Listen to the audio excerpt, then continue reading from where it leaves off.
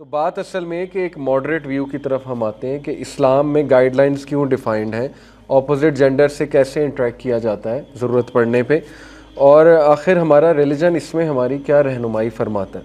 सबसे तो पहले जो नज़र आने को है, आजकल आप चले जाएं यूनिवर्सिटीज़ में, ये मेल फीमेल फ्रेंडशिप का कॉन्सेप्ट बहुत फैल चुका है कि मेरा दोस्त है या ये मेरी दोस्त है, हम दोनों आपस में दोस्त हैं।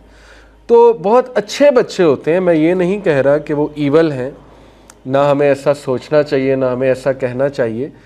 वो लड़कियां भी अच्छे घरानों की होती हैं और अच्छी होती हैं। अगर आप उनसे 5 मिनट बात करेंगे, मैंने कई स्टूडेंट से इंटरेक्ट करके देखा है यूनिवर्सिटीज़ में, तो अच्छे घरानों की लड़कियां, ऐसी बात नहीं है कि हम उन्हें ईवल कह रहे हैं। लड़के भी अच्छे घरानों से आए और अच्छे उनके अक़दार हैं, वैल्यूज़ हैं, लेकिन असल में वो इस चीज़ को हार्मलेस समझ रहे हैं, इस चीज़ को, इस कॉन्सेप्ट को, दोस्तियों को, हाई फाइव को, और इतना ज़्यादा उनके लिए चीज़ नॉर्मलाइज हो चुकी है कि नाउ दे थिंक कि ये चीज़ तो चलती है।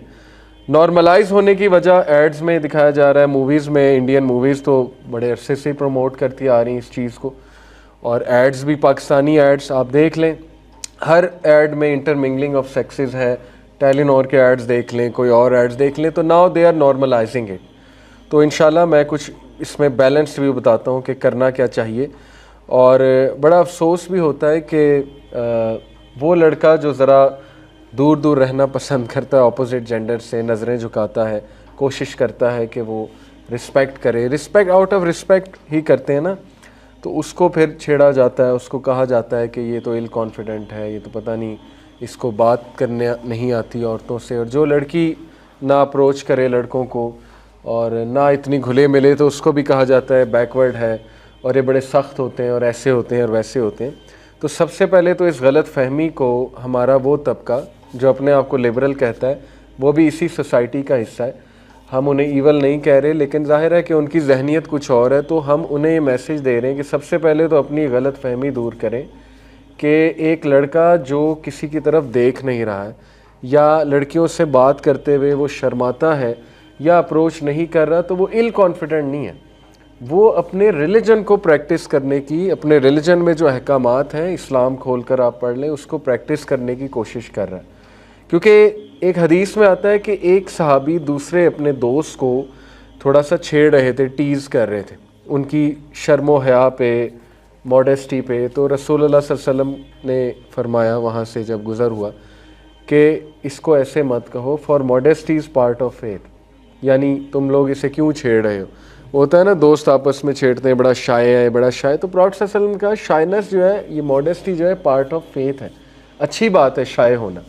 तो सिमिलरली ये भी समझना चाहिए कि अगर कोई लड़की सही से जवाब नहीं दे रही, फ्रैंक नहीं हो रही, अपने आप को वो इस तरह कैरी कर रही है डिग्निफाइड पोजीशन में, डिग्निफाइड चाल में, इसका ये मतलब नहीं है कि उसमें कॉन्फिडेंस नहीं है या वो सख्त है, नहीं।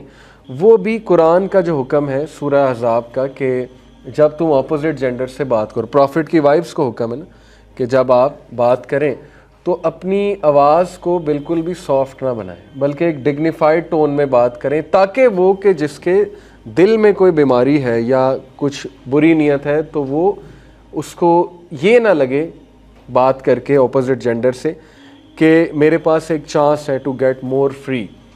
पॉइंट इज़ कि आपको ऐसे कैरी करना है अपने आप को कि आप रिस्पेक्ट भी करें ऑपोजिट जेंडर की, साथ में आप उन्हें ये भी मैसेज दें कि फ्रैंकनेस जो है वो मुनासिब नहीं है दोनों जेंडर्स के दरमियान, बिल्कुल भी मुनासिब नहीं है।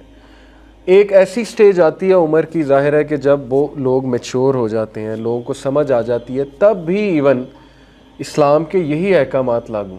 ऐसा नहीं है, कुछ लोग ये कहते हैं कि नहीं नहीं ये स्टूडेंट्स ना बड़े पढ़े लिखे हैं। मैंने एक आर्गूमेंट सुना हुआ है, हमारे एक टीचर थे और इस्लामियत के टीचर थे, तो वो एक हमारी क्लास थी, उसमें बता रहे थे, कहते कि देखें ये जो पर्दे के अहकामात हैं ना, ये अरब्स के लिए थे, क्योंकि अरब्स जो है वो खजूरें वगैरह खाते थे और वो गाँव के लोग थे तो उन्हें कंट्रोल नहीं था अपनी डिज़ायर्स पे, तो ये उनके लिए अहकामात थे कि दूर दूर रहो और पर्दा और ये वो। तो कहते हैं आज के जो यूनिवर्सिटी स्टूडेंट्स हैं वो तो पढ़े लिखे हैं, वो तो बहुत ज़्यादा मतलब तमीज़दार हैं, उन्हें एक दूसरे से बात करनी आती है, वो कि उजड़ थोड़ी हैं। यानी ये अल्फाज उन्होंने इस्तेमाल किए, उजड़ थोड़ी। तो मैं वहाँ तो नहीं कह सका, लेकिन मैंने दिल में सोचा कि लगता है किसी यूनिवर्सिटी में आज तक नहीं गए कि या वो ये वहाँ जाके देख लेंगे कि आज के नौजवान जो हैं उनकी डिज़ायर्स तो 10 टाइम ज़्यादा ऐसे ही है ना जो मीडिया पे दिखाया जा रहा है। ऊपर से जो फितना चल रहा है, फिर वो अल्लाह माफ़ करे कैसी कैसी इमेजेस और वीडियोस इंटरनेट पे क्या अवेलेबल नहीं है।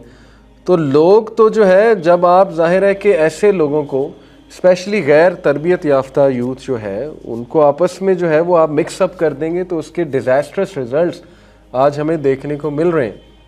तो ऐसी कोई बात नहीं है कि चूँकि ये पढ़े लिखे हैं तो इनके लिए अहकामात नहीं है, वो चूँकि गाँव के लोग थे उनके लिए, ये भी गलत फहमी है। अहकामात ता क़यामत है, क्योंकि अल्लाह सुब्हानहू व तआला को पता है कि मर्द और औरत अट्रैक्शन आपस में होती है। This is full and final. इस पे तो साइकोलॉजिस्ट जो है वो, अगर कोई अट्रैक्शन नहीं है तो फिर वो एडवर्टीजमेंट्स में क्यों औरतों को लाते हैं, और वो भी एक ख़ास लिबास में क्यों लेकर आते हैं औरत को एडवर्टीजमेंट्स में। ये वेस्ट के आप इश्तिहारात देख लें तो उन्हें भी पता है, कंज्यूमर साइकोलॉजिस्ट को पता है कि अट्रैक्शन होती है ऑपोजिट जेंडर को देख के, तो उसके नुकसानात हम बहुत देखने को हमें मिल रहे हैं। लोग फ्रेंडशिप से शुरू करते हैं बात, और एक इंटेंशन को मैं नहीं चैलेंज कर रहा यूथ की, उनकी इंटेंशंस अच्छी ही होती होंगी। मैंने जैसा कहा शुरू में कि अच्छे घरानों से हैं, लेकिन जाहिर है कि डिसीव हो रहे हैं, क्योंकि नज़र ये आ रहा है सोसाइटी में, चलते फिरते यही नज़र आ रहा है। इंडियन मूवीज़ भी यही सिखा रही, हर एक को इश्क हो रहा है, हर एक को प्यार हो रहा है, बल्कि हर मूवी का मैसेज ही है कि प्यार होना चाहिए। तो वो यूथ को शक होता है, जब उन्हें प्यार ना होना, वो सवाल करते हैं अपने आप से कि सबको प्यार हो रहा है, मुझे क्यों नहीं हो रहा। तो फिर they try to approach the opposite gender, और they try to get frank वगैरह वगैरह, और उनके लिए इसको बड़ा एक चार्मफुल चीज़ बना दी कि ये बड़ी चार्मिंग चीज़ है, किसी ऑपोजिट जेंडर से बात करना ये तो बल्ले बल्ले हो जाएगी, कमाल हो जाएगा कि अगर हम, और वो भी लड़कियों में अगर हम इन हो गए। कुछ स्टूडेंट्स मैंने देखे कि वो ख़ास तस्वीर ही लड़कियों के साथ खिंचाना पसंद करते, और फिर बड़े फ़ख्र से उनको फेसबुक पे लगाते हैं उन तस्वीर को। क्या मकसद है, मतलब मैं समझ नहीं पा रहा इसका मकसद क्या होता है। इसका मकसद वही वॉनाबीज़म कि भाई मैं बैठा हुआ लड़कियों के अंदर बैठा हुआ तो आई एम कूल। तो वही बात है, डिसेप्शन ही है ना, डिसीव हो रहे हैं आप। दुनिया, आप वैलिडिटी दुनिया से चाह रहे हैं। लास्ट वीक मैंने वैलिडिटी की बात की, तो आप किससे वैलिडिटी चाह रहे हो? तस्वीर फेसबुक पे शेयर करके दुनिया से ही चाह रहे हैं ना कि मेरी वाह वाह हो, कि मैं तो भाई वाह, I am a macho man sitting amongst a group of females. तो ये इमेच्योरिटी है, मैं इसको कहूँगा कि ये इमेच्योरिटी है, दीन से दूरी है, इग्नोरेंस है। आप दीन नहीं पढ़ रहे, आपको समझ नहीं आ रही कि कॉन्सेप्ट है क्या असल में, क्यों इस्लाम ममानियत फरमाता है मर्द और औरत का मिक्सअप होना। ये इंशाल्लाह इसमें हम बात कर